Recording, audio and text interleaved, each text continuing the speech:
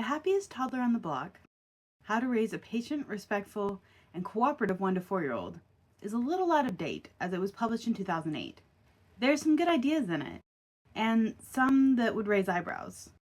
Because everyone parents differently, I want to talk a little bit about who this book is for, or who it would be a good fit for, and who might as well just skip it.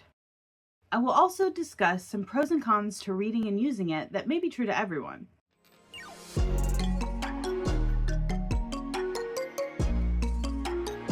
Firstly, The Happiest Toddler on the Block would be a great read for parents who are slipping into overly authoritarian or passive parenting. It would be great for the kind of parents who post videos saying gentle parenting is for gentle kids, or who fear that they may slip into or have slipped into spanking or yelling at their kids. It would also be great for parents who struggle to be responsive and find themselves slipping into passive parenting and who have toddlers who walk all over them. I have, after reading this, suggested it to a friend with a headstrong toddler who is already okay with using timeouts, and have used the infamous toddlerese introduced in this book with my 1-year-old to great success.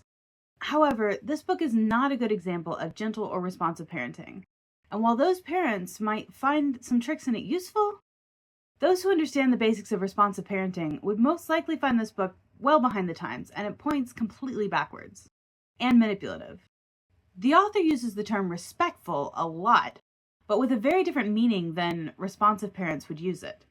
Some things, including the way he uses terms like kind and respectful, would probably make responsive parents drop the book instantly, if not throw it against a wall.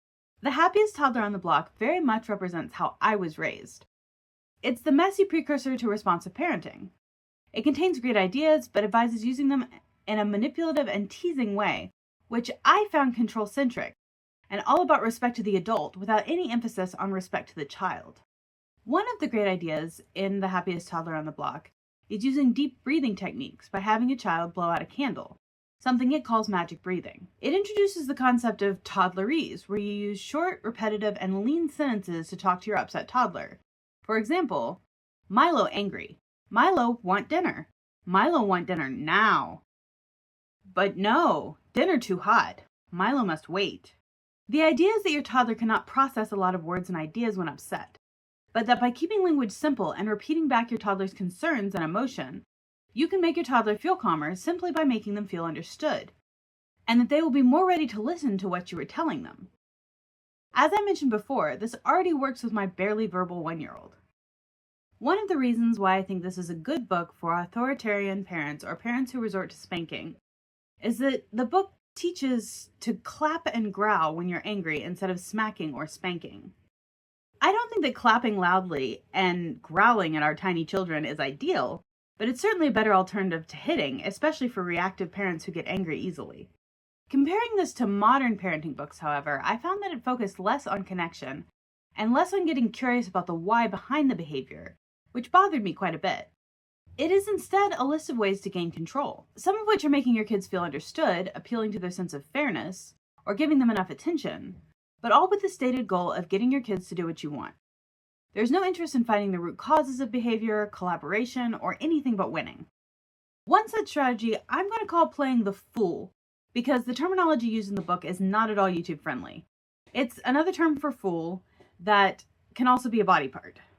At any rate, when you're playing the fool, you ask for something you know your child will say no to, and then when they do, you give in but whine and fuss about it, making a really big deal of losing, so that your child feels like they're winning some battles. It suggests doing this a lot, so that your child feels that they are winning the majority of the battles, but only when you don't care about the outcome. Modern parenting suggests offering toddlers as many legitimate choices as possible, rather than playing tricks on them. I wonder what you're supposed to do if your child cooperates with one of these manipulations, as this is never addressed. The author, a doctor, explains how he uses playing the fool with child patients, and I think there's an essential distinction between the doctor-child relationship and the parent-child relationship highlighted here. A doctor doesn't need to go on being trusted by the patient through every stage of their life, while a parent who misleads their child to manipulate them is going to get found out and end up with an even less cooperative kid. Another issue I found was jargon. Like many busy parents, I rely on audiobooks. This book invents and uses so many jargon, terms, and acronyms that by the end of the book, it was hard to follow. Even given a hard copy, you would be constantly referencing back to the dozen terms and acronyms being thrown at you by the end, sometimes 3 and 4 to a sentence.